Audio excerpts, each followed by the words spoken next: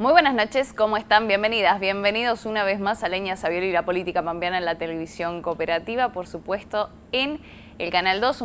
Hoy un gran programa. Por un lado vamos a estar hablando con intendentes de la Ruta 5 acerca de cómo se preparan de cara al panorama electoral 2023. Por otra parte vamos a hablar del movimiento cooperativo, de su realidad y también de sus desafíos, y además de la realidad, por otro lado, del Tribunal de Cuentas. Va a estar aquí Marita McAllister. Pero antes de comenzar quiero, por supuesto, saludar a el periodista invitado en el día de hoy, Juan Carrizo. Bienvenido y muchísimas gracias. Muchas gracias. ¿Cómo va? ¿Cómo estás? ¿Bien? Muy bien. Bueno, Juan, contales para quienes nos están viendo, qué estás haciendo comunicacionalmente, en prensa. Soy periodista del Diario de La Pampa. Sí. Hace ya más de 10 años que estoy trabajando ahí. Hace más de 20 años que vengo trabajando en general en distintos medios de la provincia. Tengo también mi experiencia en radio, que es más musical que periodística, sí, si se quiere. La parte más del día a día, de la realidad diaria, es el trabajo que hago en el diario, tanto en papel como en la página web. Así que ese es mi trabajo. Soy un trabajador de prensa de medio local. Después desconectás un poco con la radio. Sí, la radio es mi cable a tierra, básicamente, es literalmente así. Contanos un poquito también dónde estás en radio. Estoy en radio en FM Sonar 97.9, los lunes a las 10 de la noche. El programa se llama Mala Semilla, es un programa de rock, básicamente, donde paso la música que me gusta y hago justamente ese cable a tierra. Rock de todo tipo y de todas las décadas. De todo tipo, de toda década, actual, viejo, de todo estilo. Perfecto, Juan. Muchísimas gracias nuevamente entonces por haber venido aquí a Leña Sabioli. Muchas gracias por la invitación. Gracias. Ahora sí, nos metemos de lleno entonces en el primer bloque de nuestro programa y, como les decía hace un ratito, se encuentra ya en nuestros estudios Marita McAllister, presidenta del Tribunal de Cuentas. Muchísimas gracias. Buenas noches, ¿cómo están? Gracias. Bueno, Marita, estamos terminando, ¿no? Un 2023, ¿cómo cierra, ¿no? ¿Qué balance puede hacer hoy el Tribunal de Cuentas? También con las arduas tareas que tiene diariamente, ¿no? Que es ser el órgano contralor de muchos órganos también y de muchas organizaciones y demás. Bueno, nosotros la verdad que estamos haciendo un balance positivo con todas las cosas que acarrea, por supuesto, un organismo, como vos decís, de contralor externo, que tiene como función controlar los tres poderes y los organismos descentralizados y las comisiones de fomento, además de controlar los subsidios que otorga el Estado, desde el Poder Legislativo y desde el Poder Ejecutivo. Esto hay que aclararlo porque a veces uno tiende a confundir que también nosotros controlamos las municipalidades y en realidad las controlamos si son intervenidas. Claro. Esto claramente está dicho en la ley, en la Constitución. Entonces, nosotros hacemos un balance positivo, hemos trabajado mucho. Durante la pandemia hemos trabajado mucho, eso venimos como acostumbrándonos de vuelta a la normalidad en este año. Habíamos suspendido muchos plazos, tuvimos que retomar la presencialidad, digamos, total, pero la verdad que estamos terminando muy bien porque estamos cerrando el convenio con Buenos Aires por el tema de la gestión del expediente electrónico. Sí. El gobierno del Poder Ejecutivo ya lo está instrumentando. Nosotros hemos hecho una prueba piloto con el Poder Judicial, muy interesante porque ellos fueron pioneros en esto y nos invitaron, digamos, de alguna manera a sumarnos a este tipo de control a través del expediente digital, lo cual era todo un desafío porque nosotros tenemos el control previo y ahí es donde radica no el problema, pero donde había que articular un montón de situaciones como para ver si se podía instrumentar. Así que lo logramos, estamos trabajando exitosamente con ese tema, ya hicimos las primeras capacitaciones con GDE de Buenos Aires, estamos próximos a firmar el convenio, para nosotros es un valor agregado sumamente interesante.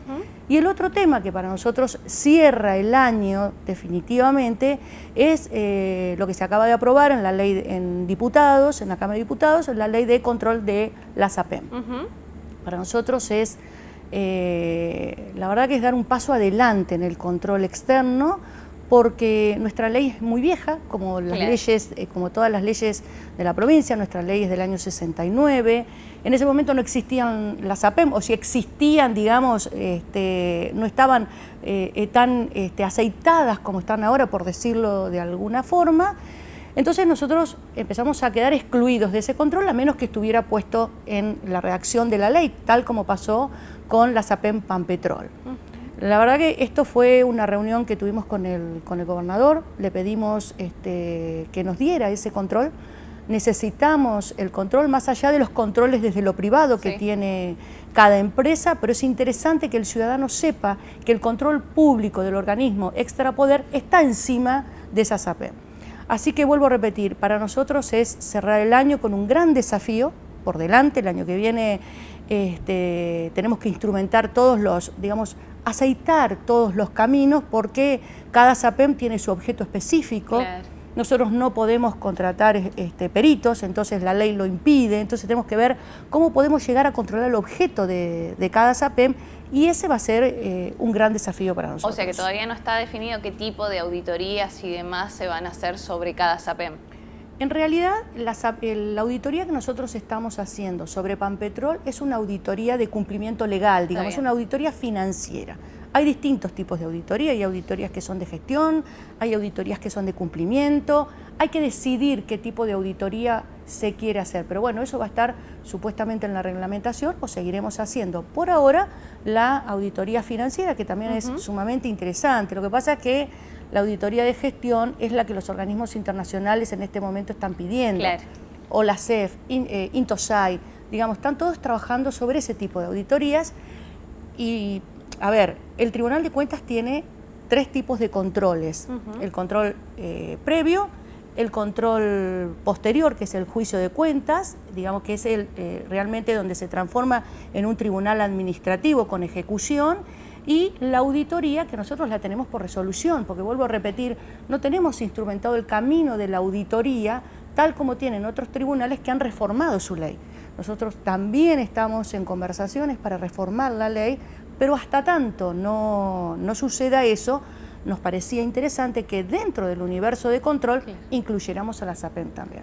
Entonces el pedido quizás del Tribunal de Cuentas, para que quede claro, es que en esa reglamentación se incluya la gestión, además de lo que es lo financiero. Nosotros pretendemos que se incluya la gestión, no la gestión entendida, porque a veces se confunde también, la gestión entendida desde la decisión política. Esa no es la gestión es trabajar por objetivos, por programas, es decir, esto se cumple, esto se ejecutó, esto llegó al ciudadano, esto no la gestión de decir, bueno, la decisión política fue hacer esto y no esto. Eso el tribunal no lo puede hacer. Para eso están, suceden las elecciones, el partido político que asume es el que toma las decisiones políticas, y no es el tribunal el que se inmiscuye en ese tipo de cosas. Marita, sos la primera persona que está a cargo del Tribunal de Cuentas como representante surgida desde la oposición, una experiencia que antes en la provincia no había ocurrido. ¿Cómo ha sido en este tiempo esa experiencia a partir de eso? ¿Con qué te encontraste y qué es y cuánto ha cambiado desde que asumiste a hoy con todos estos cambios que estás contando que han logrado establecer en el control? Bueno, en realidad no solamente la primera vez que desde la oposición se está en este cargo, sino que soy la primera mujer que ejerce la presidencia, y eso es destacable. Costó mucho llegar, no son fáciles, los caminos no son fáciles para las mujeres. Yo rendí, salí primera, todo lo que es de público conocimiento, y el gobernador en ese momento había decidido que fuera de la oposición ejercer, que es lo que corresponde en realidad. Está muy bien visto, esto no sucede en el resto de las provincias, y esto está muy bien visto en otras provincias cuando nosotros vamos y lo decimos. En realidad, una mujer, yo tengo muy buena relación con los presidentes que me precedieron, porque a mí siempre me parece interesante cuando uno asume en una función, no hay que descartar lo que se hizo bien, hay que sumar lo que se hizo bien, mejorar lo que está y proponer nuevas ideas, porque de eso se trata. Si no, estamos rompiendo las relaciones o las cosas que se hicieron antes, y yo la verdad que con todo lo que se hizo antes, tanto por el doctor Pérez como por el doctor Zapa, para mí fueron, digamos, como un punto de partida. Obviamente que siempre hay cosas para mejorar. Las mujeres tenemos otra visión, nos encantan los equipos de trabajo, trabajamos mucho con los equipos y para mí es fundamental revalorizarlos. Tengo un equipo en el tribunal que la verdad que es para sacarse el sombrero, yo siempre digo. Y uno tiene que decirlo, porque eso es importante. Las mujeres tenemos esta cosa de el equipo de trabajo sistematizado. Parece que pensamos más en la logística. Me parece que he aportado desde mi experiencia también. Yo tengo mucha experiencia en gestión porque hace muchos años que trabajo en la administración pública, no vengo de afuera de la administración pública. Pocos saben que yo entré a la administración por servicio de maestranza. Yo trabajaba en un comedor escolar mientras estudiaba y entré por una categoría 14 por servicio de maestranza, después me recibí, fui ascendiendo, después fui rindiendo concursos. Es decir, mi vida fue a través de los concursos y a través también de una vida política que me fue acompañando, que donde me tocaba estar, la verdad que yo asumía ese desafío y me involucraba. Entonces, es importante también, nosotros lo hablamos siempre en el tribunal, esta cuestión de ejercer el control desde también la mirada de la gestión. Porque yo sé lo que cuesta trabajar con un expediente, sacar un trámite, andar por los pasillos, yo eso lo viví. Entonces, a veces hay que estar muy en sintonía con lo que pasa del otro lado. Y esto es lo que tratamos de lograr permanentemente con cada funcionario, no llegar al control punitivo, sino llevar al control contributivo. Esto de hacer los equipos de trabajo, inclusive con los funcionarios, inclusive enojarnos, o sea, esta cosa de estar en permanente discusión, pero la discusión que sirva. Es decir, mira, yo me siento en esta mesa de trabajo, pero porque sirve. Esto resultó muy bien en la pandemia, donde había que salir en la urgencia y nosotros salíamos. Y salíamos con los empleados adentro porque no teníamos la digitalización, y salíamos con los trámites a tiempo y no demorábamos, porque esto significa trabajar en conjunto. Lo que no quiere decir que nosotros abandonemos nuestra función de control y que apliquemos los cargos, apliquemos las multas. Eso no se abandona, porque eso forma parte del juicio de cuentas, o que en el informe de auditoría nosotros hagamos observaciones. No tiene absolutamente nada que ver. En eso, digo, ¿puede haber algún tipo de camino intermedio, digo, para no llegar tampoco, digo, uso la palabra extremo, no sé si es la correcta, digo, pero para llegar a esas cuestiones? Porque cuando el Tribunal de Cuentas, por ejemplo, saca sus informes de que tal o cual, bueno, no sé, escuela, organización debe devolver tal o cual dinero, uno también piensa, bueno, viendo esas organizaciones o esos colegios y demás, quizás no tienen los medios necesarios para resolver tal o cual trámite, digo. ¿Se pueden generar mecanismos intermedios, digo, para no llegar a esa situación? Incluso, bueno, después devolver un dinero para esas organizaciones también cuesta muchísimo. Existe un camino intermedio. El camino intermedio para el control previo es la providencia. Es decir, el control previo ejerce su control y emite un informe llamado dictamen. Ajá. Pero previo a ese dictamen es aprueba o desaprueba. El tribunal después, si desaprueba, el tribunal en sí puede aprobarlo. Con algunas cuestiones que dice la ley, ¿no? Si se ajusta a lo legal, con algunas consideraciones. Pero lo interesante es el artilugio que se ha encontrado, que es la providencia. ¿Qué significa eso? Estamos hablando de control previo. ¿Qué significa eso? La providencia es enviarle al organismo, al funcionario, a quien corresponde, a quien manda la preadjudicación o el acto administrativo que quiere aprobar, las consideraciones que uno dice, esto hay que mejorarlo. Claro. Esto tienen que mejorarlo, esto así no puede pasar. Adjunten esta información, cambien esta cosa, siempre que no cambie lo sustancial del acto administrativo, digamos, esa providencia ordena antes de emitir el dictamen final. Si vamos a control posterior, también existen los pedidos de antecedentes.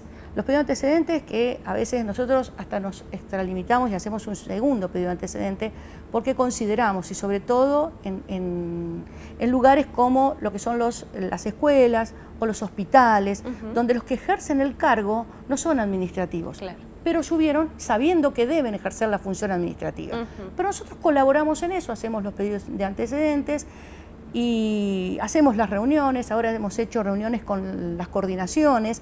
Cada coordinación tiene delimitadas X cantidad de escuelas. Nosotros hicimos las reuniones para que las coordinadoras también estén en sintonía con el tribunal y ejerzan esa especie de filtro para que las directoras puedan rendir cada vez mejor. ¿Se sirven esos mecanismos? ¿Los han ayudado? Digo, por ahí en el inconsciente colectivo desde afuera, este tipo de cuestiones se relacionan mucho con la burocracia también, y no son tampoco cosas que son tan visibles del día a día de la gestión del Estado. ¿Les ha servido este tipo de mecanismos como herramientas para lograr ser efectivos los controles? Sí, siempre sirven. Siempre sirve el juntarte en un equipo de trabajo, llamar al organismo, llamar al funcionario, llamar al director, que se siente y entienda, digamos, que uno no está para, vuelvo a repetir, para el control punitivo, pero que nosotros tenemos una normativa que cumplir. Y de eso no nos podemos apartar, porque hay un ciudadano del otro lado que está esperando que los recursos públicos sean cuidados. Entonces nosotros, la verdad, podemos ayudar, podemos sostener, podemos estar presentes permanentemente, pero no podemos dejar de cumplir nuestra función. Por eso también, nosotros tenemos, en esta cuestión de la transparencia, nosotros publicamos las sentencias. ¿Pero qué hemos hecho? Publicar las sentencias en nuestra página, las sentencias definitivas. ¿Por qué? Porque cada uno, cuando se le emite una sentencia, tiene un recurso, puede ir con un recurso y revocar, digamos, eso, pero el boletín oficial, lo que vos decís, emite esto entonces muchas veces se sacan en los titulares de los medios, el Tribunal de Cuentas multó, y a lo mejor está en la segunda instancia donde puede revocar ese cargo. Pero la verdad que la ley también obliga a la publicación. Yo no puedo salir de lo que me indica la ley.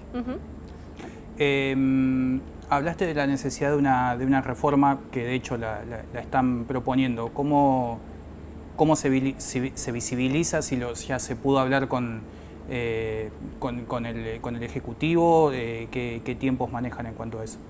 Sí, lo hablamos, por supuesto.